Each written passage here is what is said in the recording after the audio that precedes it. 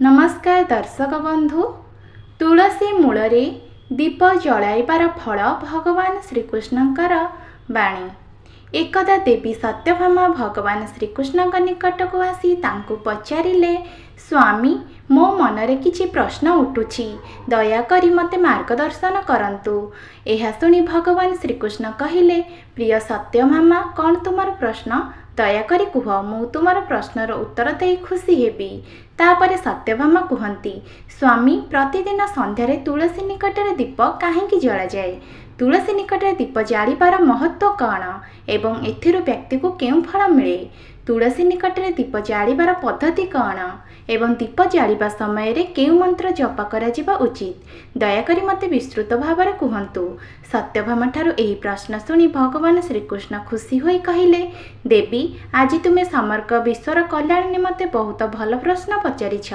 तुमर एही प्रश्न गुड़िकर उत्तर देवा पूर्वरु मु गोटे पुराना कहानी कहिबी, जहाँ तुमको तुम प्रश्नर उत्तर बुझिबारे साहाय्य करिब।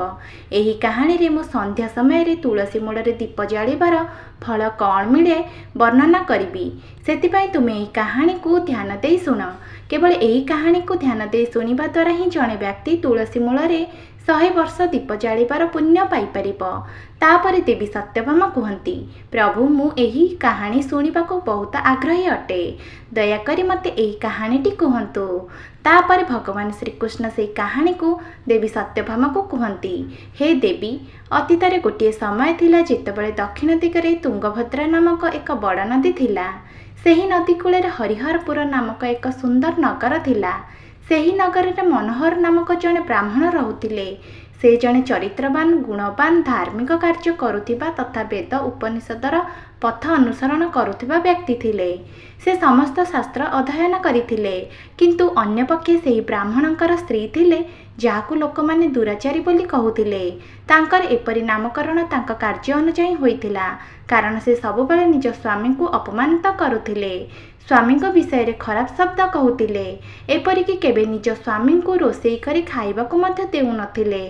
से केबे निज स्वामी सहित स्नेहपूर्ण व्यवहार करू नथिले कि केबे स्वामी सज्जा संगिनी होई नथिले।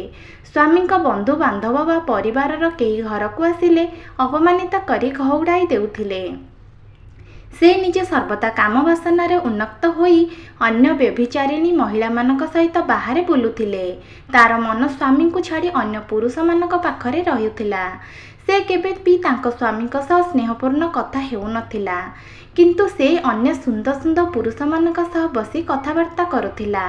पर पुरुष मानक आकर्षित करिबा पई से विभिन्न प्रकारर साजसज्जा होई गाँव रे घूरी बुलुथिला।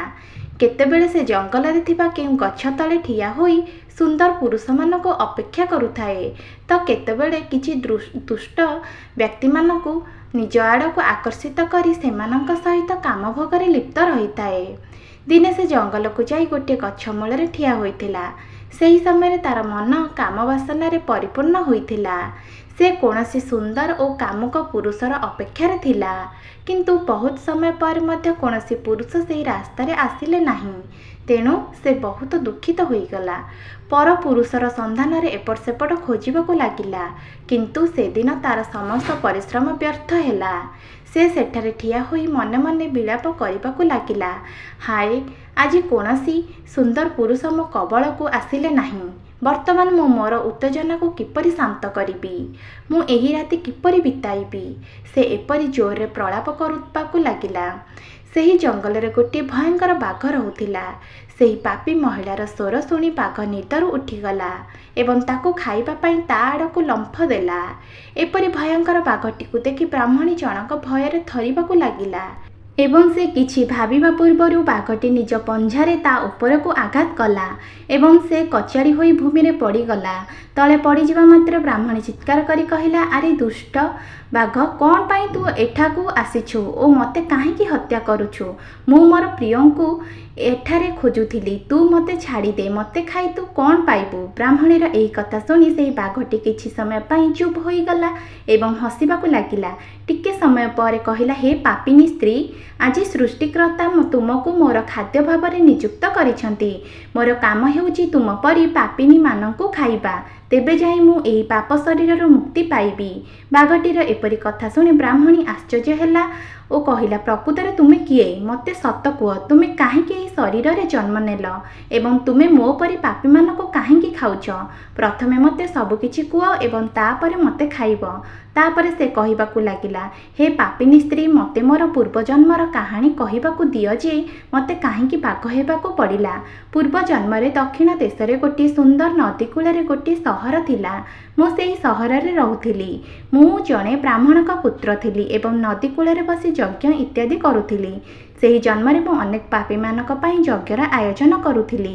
ପାପୀମାନଙ୍କ ଘରୁ ଖାଦ୍ୟ ଖାଉଥିଲି। ମୁଁ ଧନ ପାଇଁ ଲୋଭରେ ଅନେକ ପାପୀମାନଙ୍କ ପାଇଁ କାମ କଲି। ମୁଁ ସେହି ଜିନିଷ ଗୁଡ଼ିକର ଦାନ ମଧ୍ୟ ଗ୍ରହଣ କଲି, ଯାହା ଜଣେ ବ୍ରାହ୍ମଣର ଗ୍ରହଣ କରିବା ଉଚିତ ନୁହେଁ। ଅନ୍ୟମାନଙ୍କ ଠାରୁ ଧନ ନେଉଥିଲି କିନ୍ତୁ କେବେ ଫେରାଉ ନଥିଲି। ବହୁ ବର୍ଷ ଧରି ପାପ କରି ଚାଲିଥିଲି। ଧୀରେ ଧୀରେ ମୁଁ ବୃଦ୍ଧ ହେଲି। ମୋର କେଶ ଧଳା ହୋଇଗଲା, ମୋ ଆଖି ଫୁଲିଗଲା, ମୋ ପାଟିରେ ଥିବା ସମସ୍ତ ଦାନ୍ତ ଖସିଗଲା। ତଥାପି ମୁଁ ଦାନ ନେବାର ଅଭ୍ୟାସ ଛାଡ଼ି ନଥିଲି ଏବଂ ମୁଁ ଏହି କାମ ଜାରି ରଖିଥିଲି। ତାପରେ ଦିନେ ଧନ ଲୋଭରେ ମୁଁ ନଦୀ କୂଳକୁ ଗଲି। ସେଠାରେ ଅନ୍ୟ ଚତୁର ବ୍ରାହ୍ମଣମାନଙ୍କ ସହିତ ମିଶି ଆମେ ଲୋକଙ୍କୁ ଠକି କୌଣସି ରୀତିନୀତି ବିନା ମନ୍ତ୍ର ପାଠ ନ କରି ଦେବାଦେବୀଙ୍କୁ ପୂଜା କରିଥିଲୁ ଏବଂ ଦାନରେ ବହୁ ଧନ ଗୋଟାଇଲୁ। ସେତେବେଳେ ସେହି ସ୍ଥାନରେ କେଉଁଠି ଗୋଟିଏ ରୋଗିଣୀ କୁକୁର ଆସି ମୋ ଗୋଡ଼କୁ କାମୁଡ଼ି ଦେଲା ଏବଂ ମୁଁ ଚେତାଶୂନ୍ୟ ହୋଇ ପଡ଼ିଲି। ସେହି ମୁହୂର୍ତ୍ତରେ ମୁଁ ମୋ ଜୀବନ ହରାଇଲି।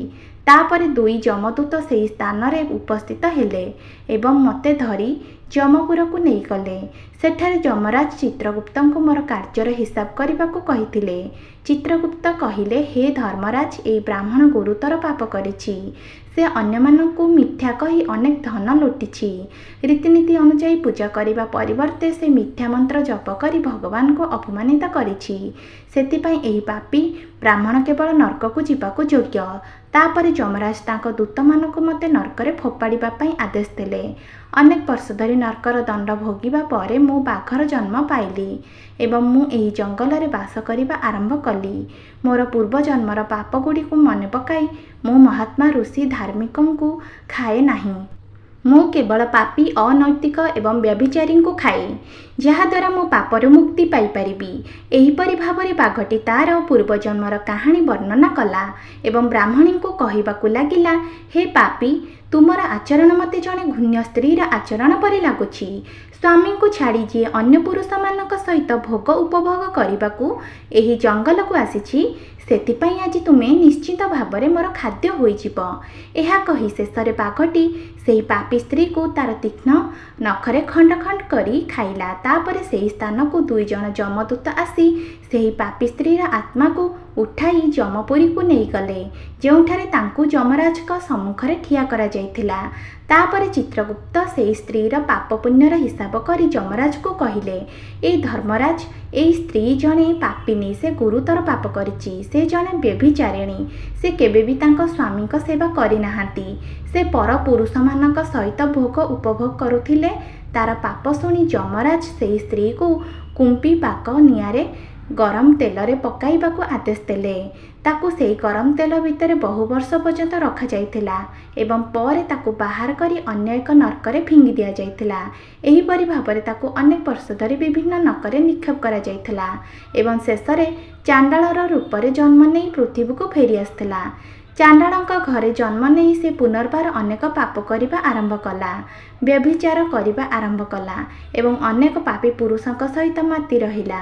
ତାପରେ କିଛି ବର୍ଷ ପରେ ପୂର୍ବ ଜନ୍ମର ପାପ ହେତୁ ସେ କୁଷ୍ଠ ରୋଗରେ ଆକ୍ରାନ୍ତ ହୋଇ ଭୟଙ୍କର ଯନ୍ତ୍ରଣା ଭୋଗିବାକୁ ଲାଗିଲା।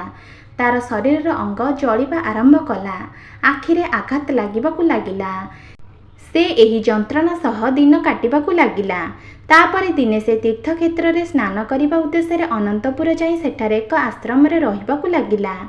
ସେହି ଆଶ୍ରମରେ ଗୋଟିଏ ତୁଳସୀ ଗଛ ଥିଲା। ଅନ୍ୟ ମହିଳାମାନେ ତୁଳସୀ ଗଛ ନିକଟରେ ଦୀପ ଜାଳୁଥିବା ଦେଖି ସେହି ପାପୀ ମହିଳା ମଧ୍ୟ ତାହା କରିଥିଲା। ସେ ତୁଳସୀ ଗଛ ନିକଟରେ ଗୋଟିଏ ଦୀପ ଜାଳିଥିଲା ଏବଂ ସେହି ଦିନ ରାତିରେ ହୃଦ ହେତୁ ସେ ମୃତ୍ୟୁ ବରଣ କରିଥିଲା। ଏହାପରେ ଯମରାଜଙ୍କ ଦୁଇ ଦୂତ ତାକୁ ନେବା ପାଇଁ ସେଠାରେ ଉପସ୍ଥିତ ହେଲେ। ସେହି ସମୟରେ ଭଗବାନ ବିଷ୍ଣୁଙ୍କର ଦୁଇ ଜଣ ପାରିଷଦ ମଧ୍ୟ ସେହି ସ୍ଥାନରେ ଉପସ୍ଥିତ ହୋଇ ସେହି ଦୂତମାନଙ୍କୁ ଅଟକାଇ କହିଲେ, ହେ ଯମଦୂତ, ତୁମେ ଏହି ମହିଳାଙ୍କୁ ଛାଡ଼ିଦିଅ। ଏହି ମହିଳା ନର୍କକୁ ଯିବାର ଯୋଗ୍ୟ ନୁହେଁ। କାହା ଆଦେଶରେ ତୁମେ ଏହି କାମ କରୁଛ? ତାପରେ ଯମଦୂତମାନେ କହିଲେ, ହେ ପାରିଷଦଗଣ, ଆମେ ଯମରାଜଙ୍କ ଆଦେଶରେ ଏହି ପାପୀ ମହିଳାଙ୍କୁ ନେଇଯିବାକୁ ଆସିଛୁ, କିନ୍ତୁ ତୁମେ କାହିଁକି ଆମକୁ ଅଟକାଉଛ? ଏହି ମହିଳା ଅତ୍ୟନ୍ତ ପାପୀ, ତେଣୁ ତାକୁ ନର୍କକୁ ନିଆଯିବାର ନିର୍ଦ୍ଦେଶ ମିଳିଛି। ତାପରେ ଶ୍ରୀ ବିଷ୍ଣୁଙ୍କ ପାରିଷଦମାନେ କହିଲେ, ହେ ଦୂତଗଣ, ଏହି ମହିଳା ବିଷ୍ଣୁଙ୍କର ଜଣେ ଭକ୍ତ ଏବଂ ସେ ନର୍କକୁ ଯିବାକୁ ଯୋଗ୍ୟ ନୁହନ୍ତି। ସେ ସନ୍ଧ୍ୟାରେ ଆଜି ଏହି ତୁଳସୀ ଗଛ ନିକଟରେ ଦୀପ ଜାଳିଛି। ଏହି କାରଣରୁ ତାର ସମସ୍ତ ପାପ ନଷ୍ଟ ହୋଇଯାଇଛି। ତେଣୁ ସେ ଆଉ ନର୍କକୁ ଯିବାକୁ ଯୋଗ୍ୟ ନୁହନ୍ତି। ସେ ସ୍ୱର୍ଗକୁ ଯିବାକୁ ଯୋଗ୍ୟ ହୋଇଯାଇଛି। ଏହାପରେ ଯମଦୂତମାନେ ମହିଳାଙ୍କୁ ସେହି ସ୍ଥାନରେ ଛାଡ଼ି ଯମଲୋକକୁ ଫେରିଗଲେ। ସେଠାକୁ ଯିବା ପରେ ସେ ଯମରାଜକୁ ସମ୍ପୂର୍ଣ୍ଣ କାହାଣୀ ବର୍ଣ୍ଣନା କରିଥିଲେ। ସେପଟେ ଭଗବାନ ବିଷ୍ଣୁଙ୍କ ପାରିଷଦମାନେ ସେହି ଚାଣ୍ଡାଳ ମହିଳାକୁ ବିମାନରେ ବସାଇ ସ୍ୱର୍ଗକୁ ନେଇଗଲେ। କାହାଣୀଟିକୁ ଶେଷ କରି ଭଗବାନ ଶ୍ରୀକୃଷ୍ଣ ସତ୍ୟଭାମାଙ୍କୁ କହିଲେ, ଦେବୀ, କେବଳ ତୁଳସୀ ନିକଟରେ ଦୀପ ଜାଳିବା ଦ୍ୱାରା ଜଣେ ବ୍ୟକ୍ତିର ସମସ୍ତ ପାପ ନଷ୍ଟ ହୋଇଯାଏ। ଯେଉଁ ମହିଳା ପ୍ରତିଦିନ ସନ୍ଧ୍ୟାରେ ତୁଳସୀ ନିକଟରେ ଦୀପ ଜାଳେ ସେ ଭାଗ୍ୟବତୀ ହୁଏ। ତାର ପୂର୍ବଜନ୍ମର ସମସ୍ତ ପାପ ନଷ୍ଟ ହୋଇଯାଏ ଏବଂ ସେ ସୁଖ ଏବଂ ସମୃଦ୍ଧି ଲାଭ କରେ। ତୁଳସୀ ନିକଟରେ ପ୍ରତିଦିନ ଦୀପ ଜାଳିବା ବେଳେ ଏହି ମନ୍ତ୍ର ଉଚ୍ଚାରଣ କରିବା ଉଚିତ। ତୁଳସୀ ଦେବୀ ଚ ବିଦ୍ମହେ ବିଷ୍ଣୁ ପିୟାଚି ଚ ଧୀମହି ତନ୍ମ ବୃନ୍ଦା ପ୍ରଚୋଦୟାତ୍। ଶ୍ରୀକୃଷ୍ଣ କହିଛନ୍ତି ଯେ ହଜାର ହଜାର ଅମୃତମଣିରେ ସ୍ନାନ କରାଇବା ପରେ ମଧ୍ୟ ଶ୍ରୀହରି ଯେତିକି ତୃପ୍ତି ହୁଅନ୍ତି ନାହିଁ, ଗୋଟିଏ ତୁଳସୀ ପତ୍ର ଚଢ଼ାଇଲେ ସେତିକି ସନ୍ତୁଷ୍ଟ ହୁଅନ୍ତି। 10,000 ଗାଈ ଦାନ କରି ଜଣେ ବ୍ୟକ୍ତି ଯେଉଁ ଫଳ ପାଇଥାଏ, ଗୋଟିଏ ତୁଳସୀ ପତ୍ର ଦାନ କରି ଜଣେ ସେହି ଫଳ ପାଏ। ମୃତ୍ୟୁ ସମୟରେ ନିଜ ପାଟିରେ ତୁଳସୀ ପତ୍ର ପାଣି ପାଇଥିବା ବ୍ୟକ୍ତି ସମସ୍ତ ପାପରୁ ମୁକ୍ତ ହେବା ପରେ ଶ୍ରୀକୃଷ୍ଣଙ୍କ ବୈକୁଣ୍ଠକୁ ଯାଏ। ଦର୍ଶକ ବନ୍ଧୁ, ସନାତନ ହିନ୍ଦୁ ଧର୍ମରେ ତୁଳସୀ ଗଛର ସର୍ବାଧିକ ରହିଛି। ଏହାକୁ ପ୍ରଥମେ ଭଗବାନ ବିଷ୍ଣୁ ପୂଜା କରିଥିଲେ। ଶ୍ରୀହରି କହିଛନ୍ତି ଯେ ଯେପରି ଦେବୀ ଲକ୍ଷ୍ମୀଙ୍କ ପାଇଁ ବୈକୁଣ୍ଠପୁରକୁ ଐଶ୍ୱର୍ଯ୍ୟ ପ୍ରାପ୍ତ ହୋଇଛି, ସେହିପରି ତୁଳସୀ କାରଣରୁ ବୈକୁଣ୍ଠପୁରର ପବିତ୍ରତା ବଜାୟ ରହିଛି। ପୃଥିବୀ ପୃଷ୍ଠରେ ଯେଉଁଠାରେ ତୁଳସୀ ଗଛ ଅଛି ସେଠାରେ କୌଣସି ମନ୍ଦ ଶକ୍ତି ରହିପାରିବ ନାହିଁ। ଏହିପରି ସ୍ଥାନ ସବୁଠାରୁ ପବିତ୍ର ସ୍ଥାନ ହୋଇଥାଏ। ସେଥିପାଇଁ ଆମେ ଘରେ ତୁଳସୀ ଗଛ ଲଗାଇବା ଉଚିତ। ଜୟ ମା ବୃନ୍ଦାବତୀ।